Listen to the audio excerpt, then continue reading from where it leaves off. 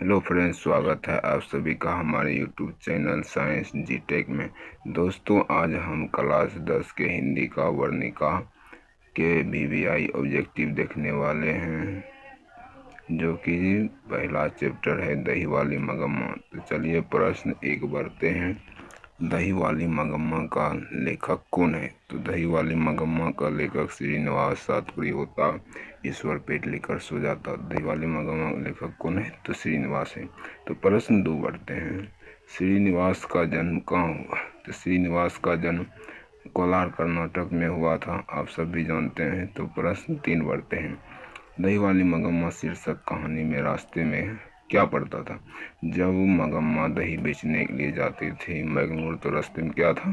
तो अमराई का कुआं पड़ता था। तो प्रश्न 4 बढ़ते हैं। मगम्मा क्या बेचती थी? तो मगम्मा क्या बेचती थी? रोज दही बेचती थी बेंगलुरु जाने के लिए। तो प्रश्न 5 बढ़ते हैं। दही वाली मगम्मा कहानी किस कहानी से लिया गया है?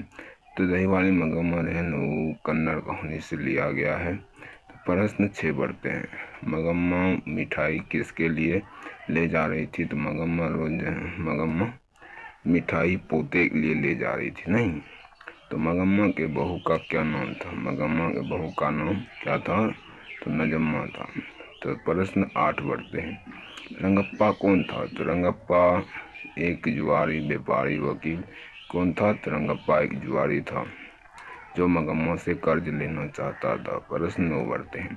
मगम्मा को किससे विवाद था? तो मगम्मा को जो है ना बहू से विवाद था।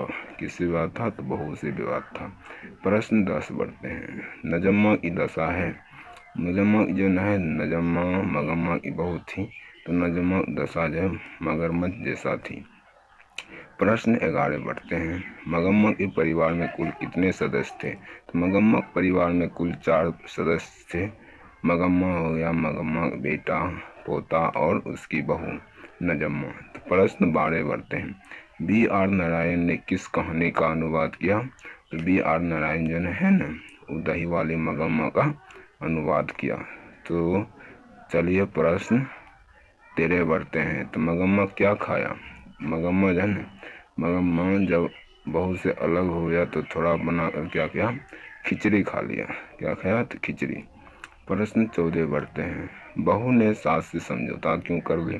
तो बहू ने सास से समझौता इसलिए कर लिया क्योंकि बहू को लगता था कि मगम्मा सारी पैसा रंगप्पा को देगा। इसी कारण से जो है डर डर डर से बहू ने सास से समझौता कर लिया, नहीं।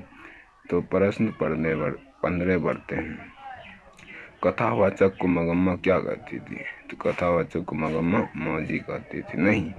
तो माँ जी।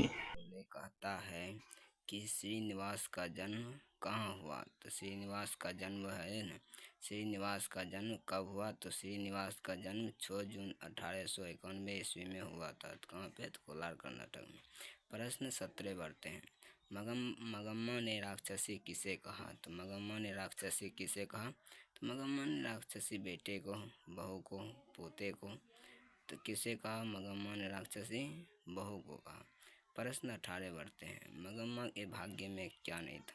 तो मगम्मा के भाग्य में धोती, बैल, गाय सब तो था ही। बैल भी था, गाय भी था, पैसा भी था, बट उसके पास धोती नहीं था।